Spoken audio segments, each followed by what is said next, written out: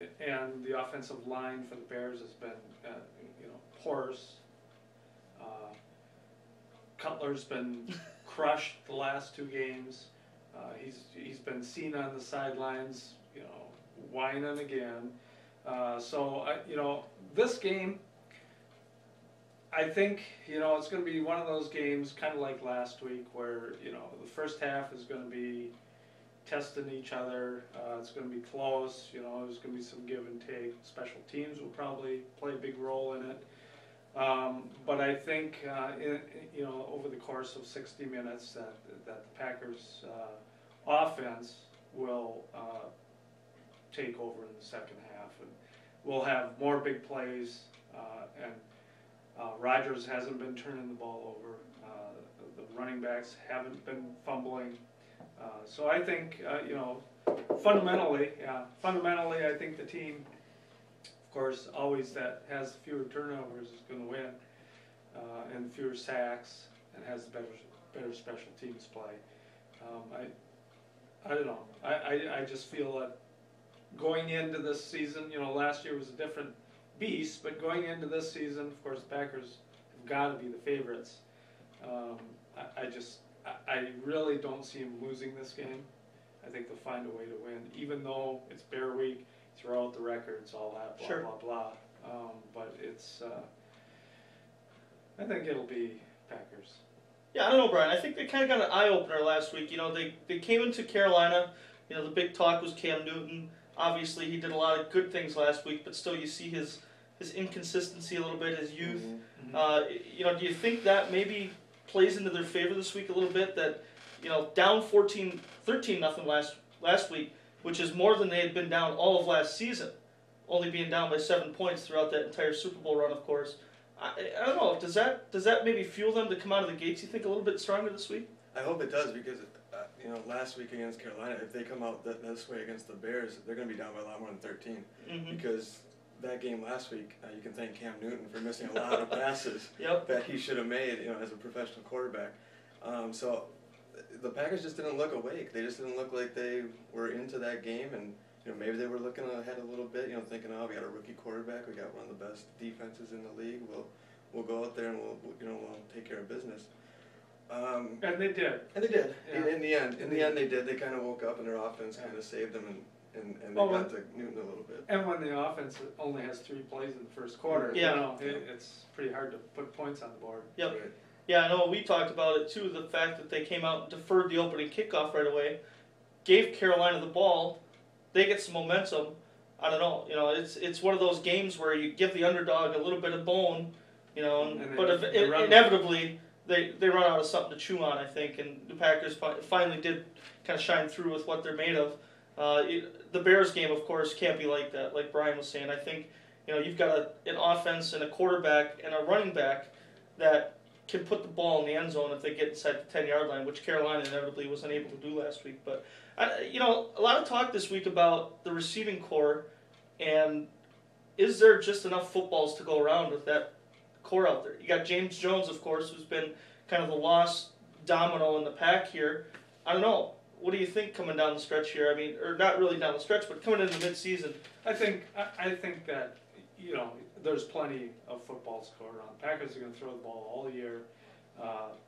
They're using the pass to set up the run. And, boy, you're on that team. If you make that team, you're something special. That core is the best receiving core the Packers have ever had, as far as I'm concerned. Doesn't matter who Rodgers throws to, they're going to catch the ball and they're going to get yards after the catch. Jones was, I think the media played that up a little bit, that he was complaining. I really don't think he was complaining. I think he, just wanted to play more, to be on the field. There's plenty of balls to go around. And Rodgers isn't afraid to throw to anyone, including Cobb. That guy is, he's something special. Yeah, he fumbled last week, but that's going to happen. He's going to be a special link to that team. Oh, he's a thunderbolt without a doubt. So, well, of course. Go ahead, Ray. I'm sorry. An interesting sidelight in Bears Week is that I just read this morning that of course, the Bears couldn't go to the White House this year because the Packers went. So what Obama's doing is inviting the 85 Bears to go to the White House, which is fine because they never went.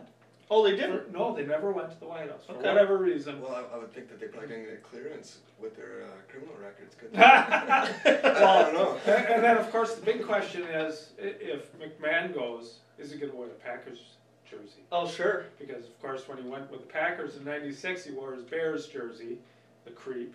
And anyway, so that's the question I have. Yeah, so the big talk, of course, Badgers, Packers. I'm sorry, Brewers, Packers. I didn't want to forget about the Badgers. That's what I wanted to mention. There we go. Out to a 3-0 start. They've got another non-conference game in South Dakota State here this weekend at home in Madison before opening up their Big Ten schedule next week with Nebraska. Of course, Nebraska's climbed into the top 10 now. They're number 9. Wisconsin's climbed up from where they were at the beginning of the season to number 6 now in the polls. So I know we kind of get secluded from the Badgers a little bit up here because it's not a big college area, of course, but hard to ignore what's going on down there in Madison, of course. I mean, they're scoring points like it's going out of style.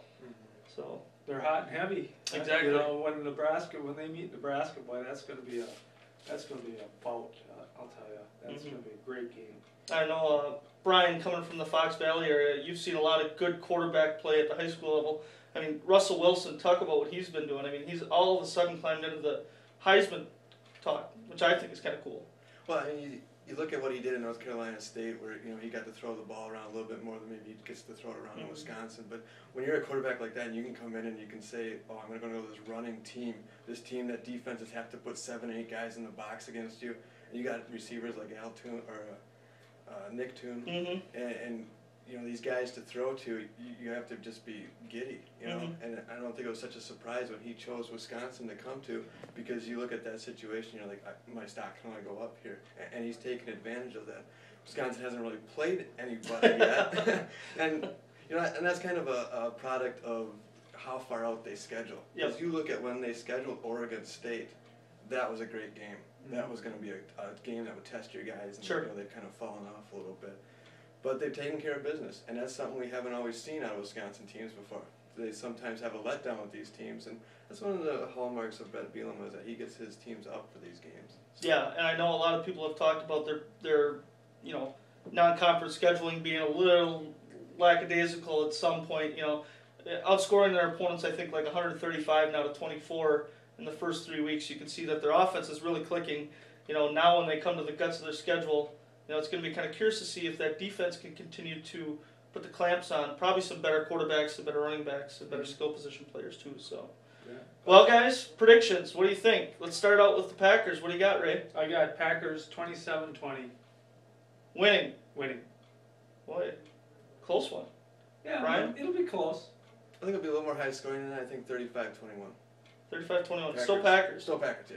Yeah, I think I'm kind of in Brian's ballpark. I think the Packers offense comes out and kind of establishes himself. I'm going to go actually 36, kind of an odd number. Chris Berman number right there. There you go. 36-20, Packers win. So, well, that's our first edition of Friday Morning Fodder. So, how about the T-Birds and Badgers? we got to predict those two guys. All right, I got T-Birds 16-6 Over Rhinelander. over Rhinelander. Low scoring. Defense. I think they're not high-powered offenses, and I see it low scoring. Badgers 34-17. Okay. I think Lakeland will win 24-8. I kind of agree with you. I think I can see Austin Unks maybe going off for a few yards this game. I think he's been, he's been kind of chomping at the bit to maybe get a big game here. So I think he can do that. I think Wisconsin is looking to really shut out this opponent. But I think they've taken steps not to embarrass teams this year. I think we saw it in the first game that they played. So I'm gonna go 39-0. Ooh, shutout. Yeah. Okay.